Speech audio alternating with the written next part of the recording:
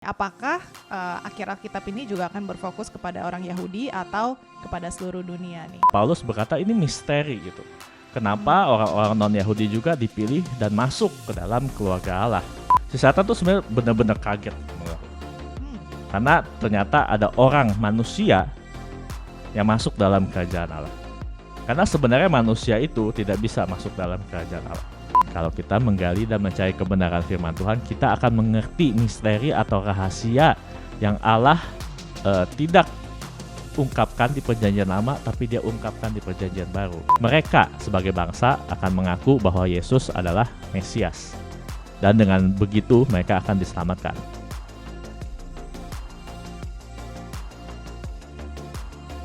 Halo teman-teman semua, balik lagi sama Mary dan Febrian di Grace and Truth. Hari ini kita bakal balik nih di 30 menit belajar Alkitab. Hari ini kita bakal ngebahas apa nih? Kita bakal lanjutin ya mengenai perjanjian baru.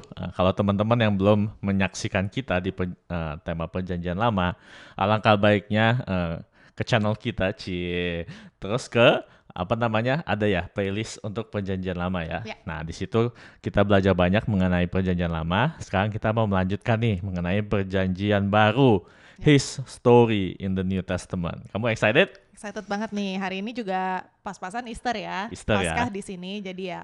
Selamat Paskah buat semuanya. Selamat Paskah dan Tuhan pas memberkati. banget. Iya, pas banget kita memulai seri yang baru ini mengenai perjanjian baru, di mana kita melihat penggenapan janji-janji Tuhan di perjanjian lama ya di sini. Nah, kita mau mengingat saja ini pembukaan, mengingat keyahudian perjanjian lama gitu. Sedikit overview dari beberapa yang kita bahas dari perjanjian lama. Lalu kita juga mau mempelajari misteri yang terungkap di perjanjian baru. Oke, nah ini ayat yang akan kita bahas selama kita akan belajar mengenai perjanjian baru. Kita ambil dari Roma 11 ayat 25 sampai 27. Saudara-saudara, supaya kamu jangan menganggap dirimu pandai. Aku mau agar kamu mengetahui rahasia ini. Sebagian dari Israel telah menjadi keras hatinya sampai jumlah yang penuh dari bangsa-bangsa lain masuk. Dengan demikian, seluruh Israel akan diselamatkan. Seperti ada tertulis, dari Sion akan datang penebus. Ia akan menyingkirkan segala kefasikan dari Yakub. Dan inilah perjanjianku dengan mereka apabila aku menghapuskan dosa mereka. Mari kita berdoa dulu yuk. Tuhan Allah Bapa kami dalam surga, kami mengucap syukur Tuhan untuk podcast ini ya Bapa. Biarlah Engkau juga Tuhan yang menyertai kami selama kami mempelajari mengenai perjanjian baru, garis waktunya ya Bapa. Biarlah Engkau saja yang menyingkapkan kepada kami semua pewahyuan-pewahyuan yang telah Engkau berikan di perjanjian baru ya Bapa. Di dalam nama Yesus kami berdoa. Amin. Kamu siap? Siap dong. Semangat. Nah, sebelumnya aja rangkuman ya dari perjanjian lama. Kita belajar keyahudian di perjanjian lama gitu kan. Yang pertama-tama adalah yang kita belajar garis besar Alkitab itu adalah perseteruan antara benih perempuan dan benih si ular. Itu dimulai dari Kejadian 3 ayat 15 ketika manusia jatuh di dalam dosa. Benih perempuan akan meremukkan kepala si ular. Dan si ular akan bruise the heel of benih si perempuan ini. Dan kita tahu benih perempuan ini adalah Kristus kan. Dan juga benih si ular ini adalah antikristus yang akan datang gitu. Dan juga kita belajar mengenai panggilan Abraham. Kalau Allah berjanji benih Abraham akan memberkati bangsa-bangsa. Dan dari situ kita mengetahui kalau benih perempuan ini juga akan datang dari benih Abraham. Nah, sebuah bangsa Israel itu akan datang dari keturunan Abraham. Nah, benih perempuan atau benih Abraham ini akan datang dari keturunan Yehuda sesuai yang dijanjikan Tuhan di perjanjian lama. Kalau dia akan menduduki tahta Daud gitu ya. Dia juga dikenal sebagai Mesias atau kita sebagai orang Kristen mengenal dia sebagai Kristus. Makanya Yesus Kristus itu bukan nama belakang Yesus, saudara-saudara. Kristus itu adalah sebuah title Mesias yang diurapi gitu. Dan dia akan menduduki tahta Raja Daud dan kerajaannya akan kekal selama-lamanya. Nah, itu udah kita bahas tuh waktu kita belajar dari perjanjian lama ya. Dan juga kita belajar kalau lebih dari 90% mungkin dari perjanjian lama itu tentang orang Yahudi. Makanya waktu kita membahas itu dan terjadi perang, kita juga agak gemeter-gemeter dikit tuh membahas tentang perjanjian lama. Karena banyak tentang perjanjian lama itu ya garis besar mengenai orang-orang Yahudi. Mereka lahir sebagai negara, lahir di Mesir, lalu mereka dibawa Tuhan ke tanah perjanjian, lalu kita belajar kerajaan-kerajaan Israel, lalu mereka pecah. Lalu mereka melakukan perzinahan rohani gitu kan dengan menyembah berhala-berhala karena yang satu takut kehilangan kekuasaan. Kalau kamu ingat, Yang satu menikah dengan orang-orang bukan Israel. Makanya mereka menyembah berhala-berhala. Lalu hukuman Tuhan datang kepada mereka gitu kan. Mereka diambil oleh bangsa-bangsa yang tidak mengenal Tuhan, Babylon gitu kan. Dan semua itu kita pelajari di Perjanjian Lama. Nah, kalau teman-teman masih tidak mengetahui itu, boleh kembali ya ke channel kita yang sebelumnya gitu kan. Dan juga kita melihat banyak sekali musuh-musuh yang tidak terlihat. Dan menurut aku ini tuh seperti serangan setan ya. Karena setan tahu kalau janji Tuhan itu akan digenapi melalui bangsa tersebut. Melalui bangsa Israel, melalui orang-orang Yahudi. Makanya banyak sekali gerakan-gerakan sepanjang sejarah untuk menghapus mereka dari dunia ini. Nah, itu tuh kita melihat dari ceritanya Esther gitu kan, dan cerita-cerita waktu zaman raja-raja, dan juga sepanjang sejarah kita bisa melihat memang mereka ini mau dimusnahkan. Nah, menurut aku itu adalah pekerjaan si setan ya, walaupun orang-orang yang berbeda, tapi rohnya sama yang mau menghancurkan mereka dari dunia ini. Gimana menurut kamu? Kamu masih ada masukan yang kamu ingat dari rangkuman kita Perjanjian Lama? Udah, tapi aku bakal sangat menanti-nanti nih, apakah akhir Alkitab ini juga akan berfokus kepada orang Yahudi atau kepada seluruh dunia nih. Nah, makanya di Perjanjian Baru itu akan terjadi shift, apa tuh bahasa Indonesia-nya? Pergerakan yang berubah dari fokus kepada orang Yahudi menjadi ke seluruh dunia. Nah, tapi sebelumnya kalau kita hanya melihat ya dari Perjanjian Lama, pola pikir orang Yahudi terhadap orang non-Yahudi itu berbeda loh. Apa aja tuh yang beda? Kita sebutnya non-Yahudi ya, tapi kalau di Alkitab dinamakan Gentile gitu kan, Gentile nations. Itu tuh orang-orang bukan Yahudi. Jadi mereka ini non-Yahudi gitu. Dan di dalam Perjanjian Lama kita tahu mereka ini seperti dilihatnya orang yang tidak mengenal Tuhan. Orang-orang yang menyembah berhala, orang-orang yang tidak bersunat, orang yang tidak dipilih Tuhan, dan mereka biasanya selalu membenci dan menganiaya Israel. Sekali lagi itu yang dilihat oleh mereka di Perjanjian Lama. Walaupun kita tahu roh yang berada di belakang orang-orang non-Yahudi yang mau menghancurkan dan menganiaya mereka itu sebenarnya kerjaan si setan gitu kan. Dan juga mereka selalu berharap dan menanti-nantikan Mesias ini loh. Mesias yang akan datang ini akan membebaskan mereka dari tangan orang-orang non-Yahudi, dan kerajaan Mesias orang Yahudi ini akan kekal sampai selama-lamanya sesuai dengan janjinya kepada Daud. Ini penting ya. Ini penting ya. Jadi ini kalian harus mengerti pola pikir orang Yahudi pada zaman Yesus itu datang gitu. Jadi apa yang mereka nantikan dari seorang Mesias adalah Mesias ini akan menduduki tahta Daud dan kerajaannya akan kekal sampai selama-lamanya. Nah, ini dalam pikiran orang-orang Yahudi mengenai orang-orang yang non-Yahudi gitu.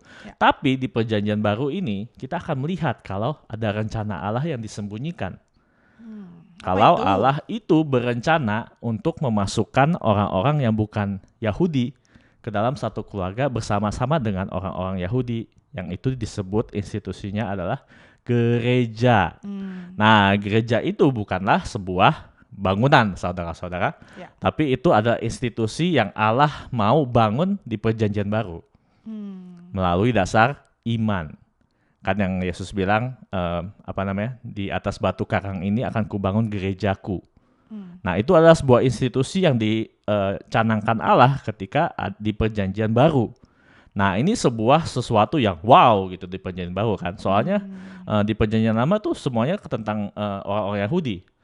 Tapi di Perjanjian Baru kita akan melihat waktu kita mau belajar timeline Perjanjian Baru, kita akan melihat ada shift ya nanti dari orang Yahudi, orang-orang yang non-Yahudi itu juga akan terjangkau. Dan akan dimasukkan ke dalam satu institusi yang dinamakan gereja. Nah, menurut kamu kenapa rencana Tuhan ini tuh disembunyikan loh di Perjanjian Lama? Waduh, bahkan ya katanya ya dibilangnya misteri gitu. Kalau Paulus tuh mengatakan ini misteri, disembunyikan di Perjanjian Lama. Kalau orang-orang non-Yahudi juga ternyata dipilih oleh Tuhan. Bukan cuma orang Yahudi saja. Kan itu pola pikir mereka yang lama kan. Orang Yahudi saja yang dipilih Tuhan gitu kan. Di Perjanjian Baru kita melihat orang non-Yahudi juga dipilih Tuhan. Gitu. Dan ini disembunyikan di Perjanjian Lama menurut aku ya ini ya. Karena Tuhan mau menyembunyikannya juga dari si setan. Segala sesuatu yang si setan lakukan untuk menggagalkan rencana Tuhan actually menjadi kebaikan yang mendatangkan keselamatan bagi bangsa-bangsa. Oke. Luar biasa kan? Menarik. Oke. Mesias yang ditunggu-tunggu oleh orang Yahudi ini, si setan mungkin mencoba untuk membunuh dia waktu dia lahir di Bethlehem. Si setan mencoba membunuh dia waktu di Nazaret dilempar dari jurang, tapi tidak berhasil gitu kan. Ya. Lalu juga mungkin si setan mencoba untuk menggagalkan semua rencana-rencana Allah yang pada akhirnya adalah rencana dia adalah supaya orang Yahudi menolak Mesias yang sejati, yaitu Yesus. Ya, aku pikirnya itu sih. Nah, karena penolakan mereka inilah justru rencana Tuhan yang disembunyikan di Perjanjian Lama diungkapkan di Perjanjian Baru kalau orang-orang non-Yahudi juga dipilih oleh Tuhan supaya mendapatkan keselamatan, pengampunan dosa melalui kematian Yesus di kayu salib. Tapi adakah ayat-ayat di Perjanjian Lama yang secara tidak eksplisit ya menyebutkan bahwa bangsa non-Yahudi juga dipilih? Nah, makanya kita akan itu lihat nih. nanti akan kita lihat. Tapi di Perjanjian Lama biasanya itu kalau orang-orang non-Yahudi disebutkan akan berada di bawah kekuasaan orang Yahudi. Oh, menarik. Sebenarnya tidak ada tuh. Makanya ini disebutnya Paulus berkata ini misteri gitu.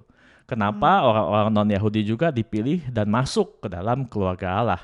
Oke. Yaitu dalam namanya gereja. Nah, makanya menurut aku ketika Yesus mati dan bangkit dari kubur seperti kita sekarang merayakan Paskah gitu ya, si setan tuh sebenarnya benar-benar kaget menurut aku.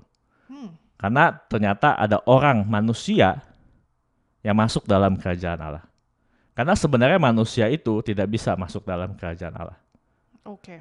Karena dikatakan di 1 Korintus 15 ayat 50 sampai 51. Saudara-saudara, inilah yang hendak kukatakan kepadamu, yaitu bahwa daging dan darah tidak mendapat bagian dalam kerajaan Allah, dan bahwa yang binasa tidak mendapat bagian dalam apa yang tidak binasa. Sesungguhnya aku menyatakan kepadamu suatu rahasia.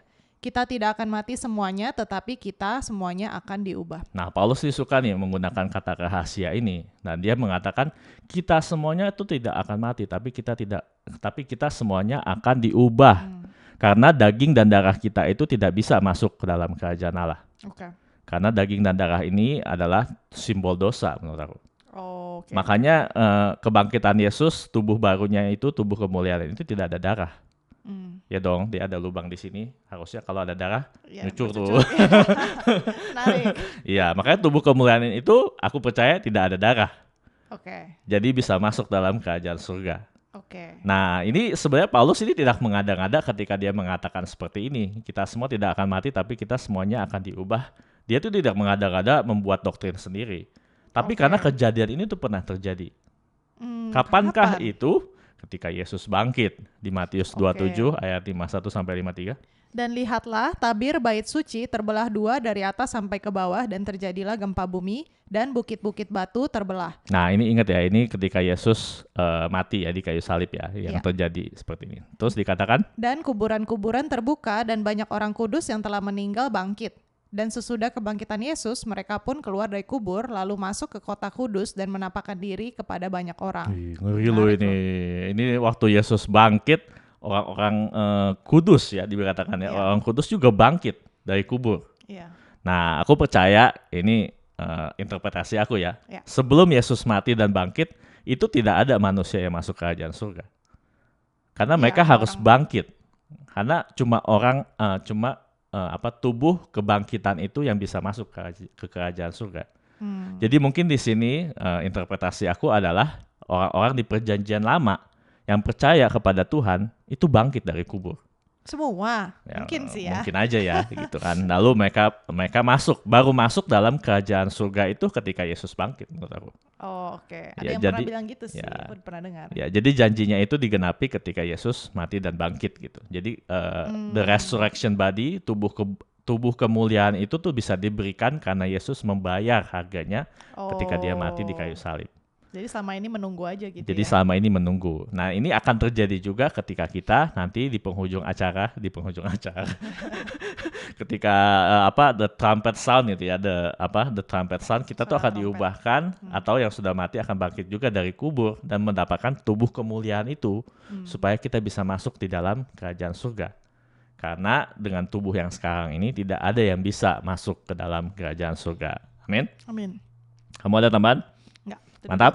mantap. Lagi mikir Nah, nih. ini juga rahasia-rahasia yang tersembunyi di dalam Perjanjian Baru ya. Nah, di sini sebenarnya kata rahasia atau misteri di dalam bahasa Inggrisnya adalah dari asal kata mysterion.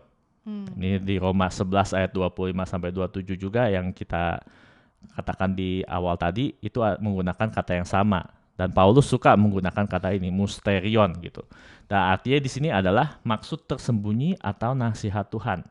Nasihat rahasia mengatur Tuhan dalam berurusan dengan orang benar yang tersembunyi dari orang fasik dan jahat tetapi jelas bagi orang saleh. Menarik. Jadi misteri ini atau rahasia ini bahasa Indonesia lebih bagus ya menggunakan kata rahasia ya.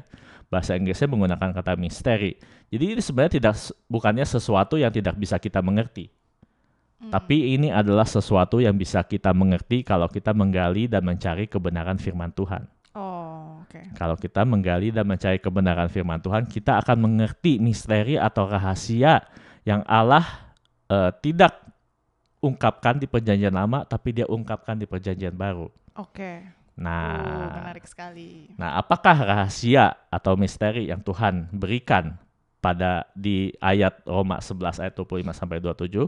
Ini dikatakan adalah sebagian dari Israel telah menjadi keras hatinya sampai jumlah yang penuh dari bangsa-bangsa lain masuk.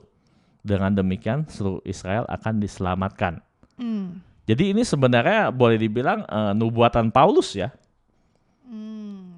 Jadi dia bilang bangsa Israel ini sebagian beberapa atau mungkin sebagian besar ya, menjadi keras hatinya. Atau di bahasa Inggrisnya itu blindness. Matanya dibutakan terhadap kebenaran firman Tuhan. Jadi mereka tidak menganggap Yesus itu sebagai Mesias. Tapi ini tidak final hukuman Tuhan ini. Itu kan karena rejection mereka ya. Karena mereka menolak Mesias yang telah dikirim Tuhan. Makanya hukuman Tuhan itu datang dan membutakan mata mereka terhadap kebenaran firman Tuhan. Tapi ini tidak final sampai jumlah yang penuh dari bangsa-bangsa lain masuk. Nah, nanti waktu kita belajar firman Tuhan mengenai atau garis waktu mengenai Perjanjian Baru, kita bisa melihat pergerakan justru yang dari Yahudi ada orang-orang yang menerima, tapi dari yang non-Yahudi lebih banyak lagi yang menerima. Kalau Yesus itu Mesias. Gitu. Dan Paulus berkata, sampai jumlah bangsa-bangsa lain ini masuk dalam keluarga gereja, nanti justru Israel juga akan diselamatkan. Nah, kita tidak tahu siapakah orang terakhir yang non-Yahudi yang akan masuk ini. Tapi jadi ketika dia masuk, seluruh nih, bener ya? Nah, seluruh ini menurut aku adalah sebagai bangsa ya. Oh, berarti sebagian besar orang Israel. Jadi mereka sebagai bangsa akan mengaku bahwa Yesus adalah Kristus atau Mesias. Kan selama ini mereka tidak mengaku gitu. Mereka masih menanti-nantikan Mesias lain. Nah, tapi nanti pada suatu saat nanti gitu, ketika jumlah yang penuh dari bangsa-bangsa lain ini akan masuk, mereka sebagai bangsa akan mengaku bahwa Yesus adalah Mesias.